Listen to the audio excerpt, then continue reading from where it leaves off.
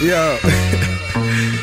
Man, I'm glad y'all ain't got to get that cheese, man, I think. So hi guys, welcome back to my channel. If you're new, what is up? It's your girl Nicole, aka Lil NTK, and I'm back with another video. In today's video, we are going to be doing a Q&A. I feel like I haven't done one of these in a very long time, so I thought that we should just get right into it, answer you guys' questions so you can be a little bit more up to speed with me, know what I'm doing, what I'm up to and where I'm going. And yeah, if there are any questions that I don't answer in this video, don't worry, because I will answer them in another video, or if I don't, I will definitely answer them individually. So I apologize if your question doesn't get featured in the video, but I will definitely answer them. So yeah, if you guys are interested and you want to know a little bit more about me and you want to know the answers to your questions, then definitely continue to watch. But before we do that, make sure you like, comment, share and subscribe. Okay, hit the bell next to the subscribe button so every time I upload a video you guys will be notified. You know what to do, you know the drill. Make sure you're following me on my social media, Nix_M. I'll have it right over here on the screen so that you know when I upload and that you can be up to date with me. I'm looking at my computer, it's right here. Let me bring you guys a bit closer. I feel like y'all are far away. Okay, so the first question is, do I regret relaxing my hair?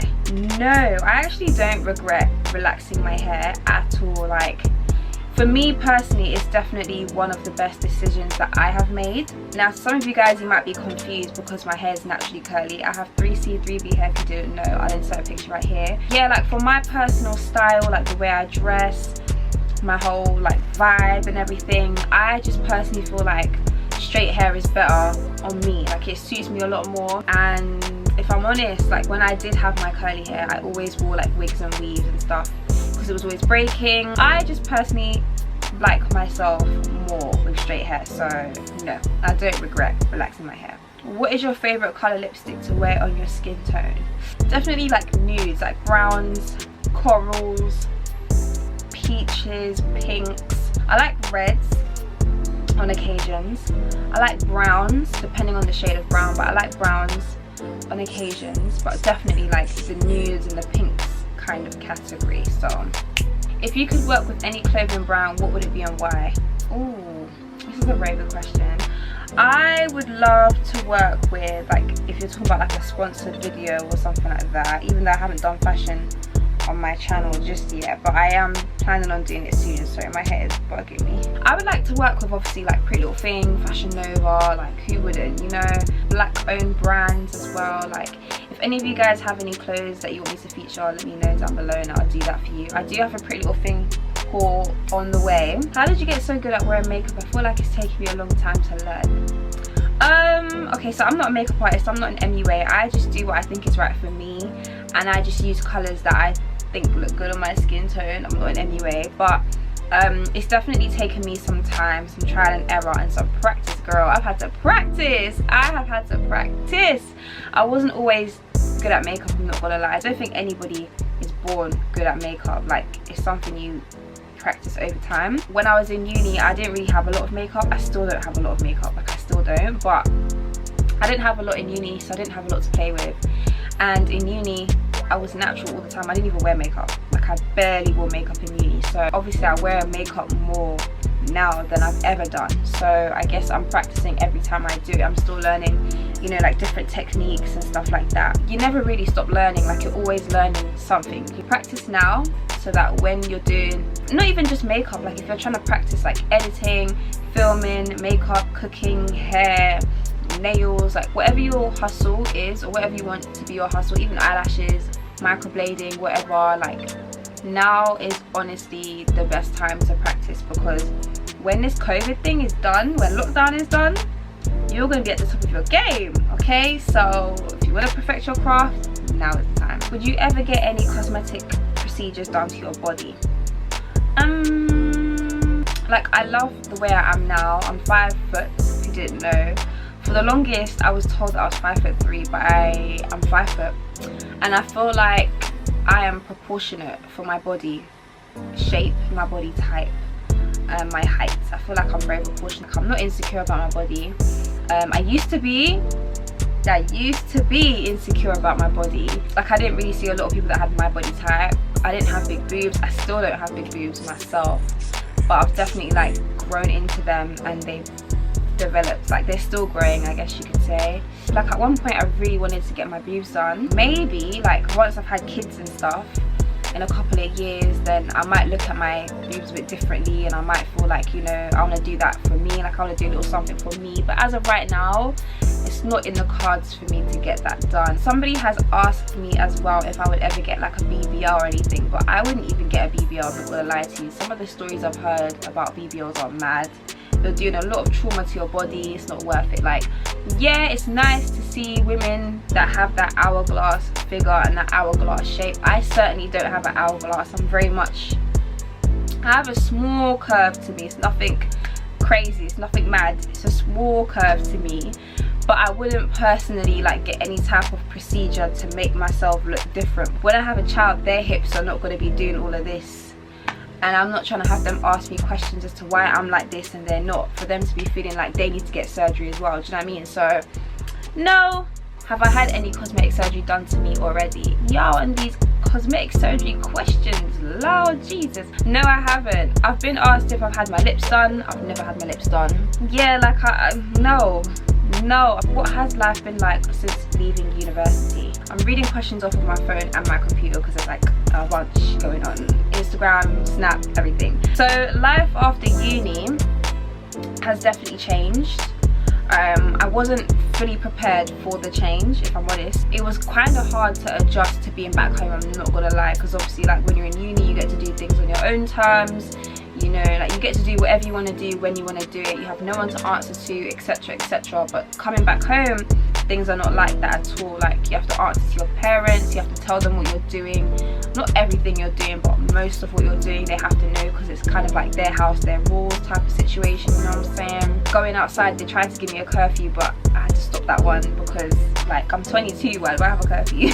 Like obviously I know my area is a bit spooky, it's a bit crazy, so in that respect I completely understand. But it's like, if I'm used to going out and coming back at 2 in the morning, how are you telling me to be home at 8? But life after uni has definitely changed. Like if anything, it's much harder now, because you know, applying for a job is a job in itself, and what I want to do is it's something you can just apply for online. Like it's a lot of visuals, it's a lot of grinding, it's a lot of studio time, it's a lot of social networking. Like there's a lot of things that go behind what I want to do, which is TV and radio presenting, if you didn't know. Those type of things definitely take time. Like a lot of people don't think that social media is a job, but I can't lie to you, social media is a job. Like you have to post all the time even if you don't want to. I have to edit videos all the time even if I don't want to. Like I have to find motivation, inspiration somewhere.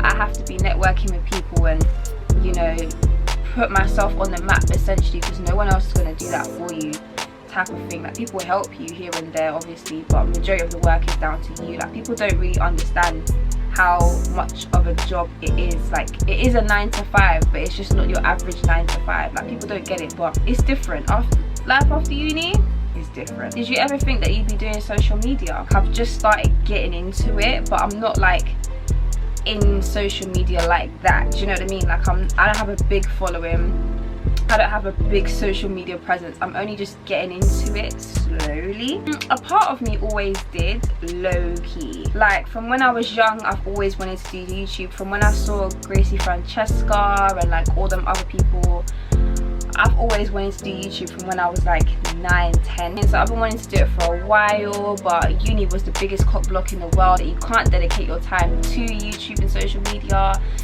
And obviously Instagram is a whole nother field as well, because that's a whole nother following, a whole nother type of interaction. Meeting? No. Okay, hurry up and eat. Why? Because look at the time. Why? What are we doing? Lasagna. I've always wanted to be in the media of some sort. Like I love journalism, I love writing, but I doubted myself for a long time because I didn't know if I'd be good at it, I didn't know if I'd fit in, I didn't know if I had the qualities that people on social media have. Not to say that you need specific special qualities, but you know, like just like social media presence. Like I didn't know if I had it, but you guys seem to think I do because you're taking a liking to me, small. So yeah, like why not? Who are some of the rappers that you want to meet? Okay, so I want to meet Dr. Velli. I'm obsessed with Dr. Velli. Like I listen to all his music. I love Dr. Velli. I want to meet Headie One.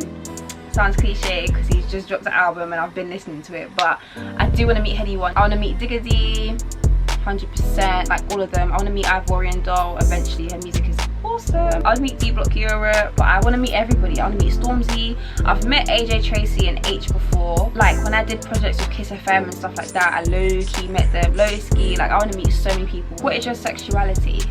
Okay, so I get this question asked a lot. My sexuality is heterosexual, if that's how you say it. Heterosexual? Heterosexual. I'm straight.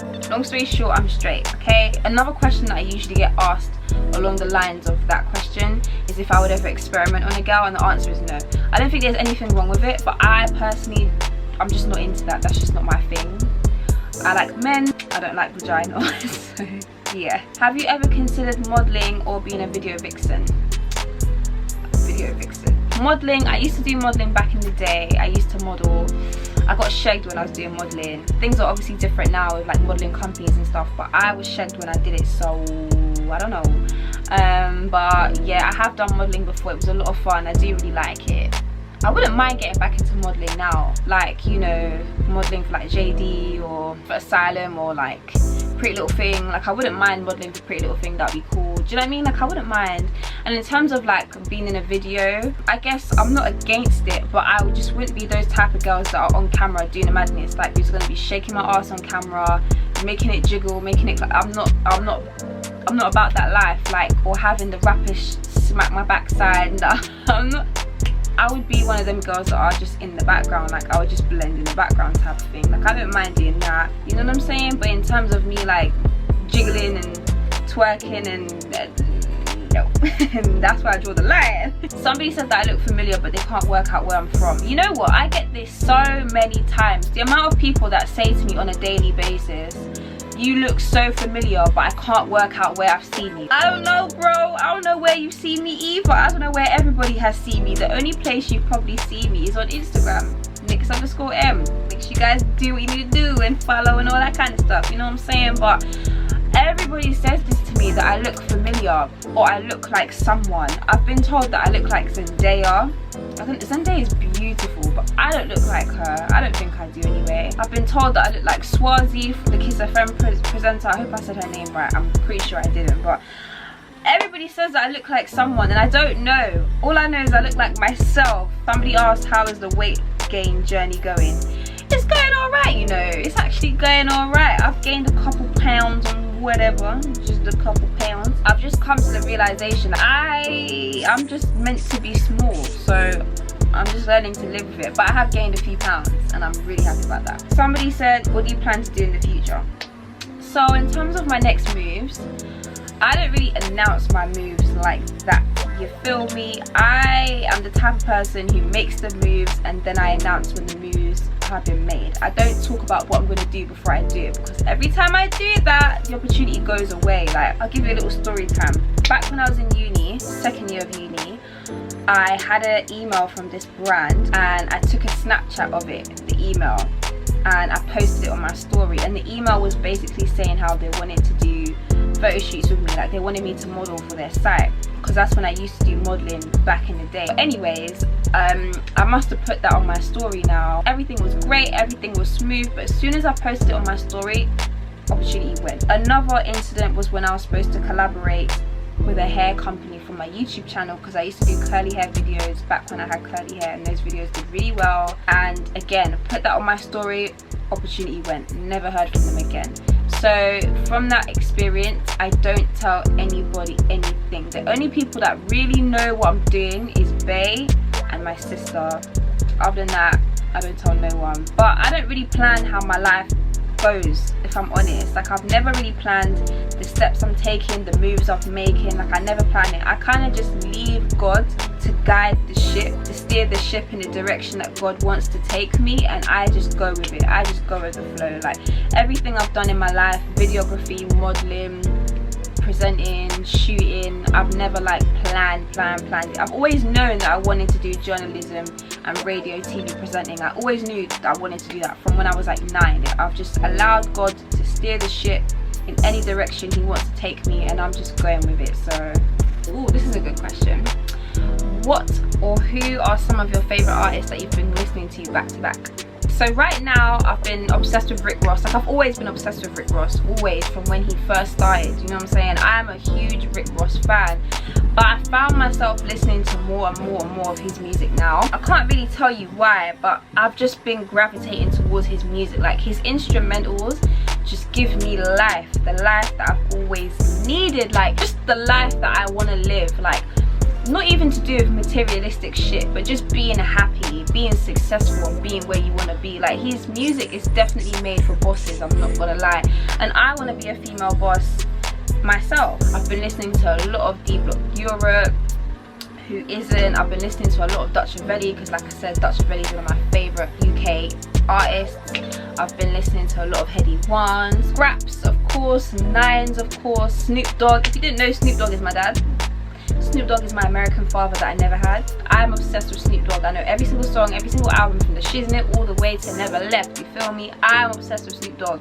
But yeah, you guys, those are all the questions I want to answer in this video. If you like it, make sure you give it a big thumbs up and subscribe, and click the bell next to that, so every time I upload a video you guys will be notified. I upload every Monday, every Wednesday and every Saturday at 8 PM, so be there or be square, you feel me? If you have any video requests, leave them down below, and I'll see you in my next video. Mwah! See you later.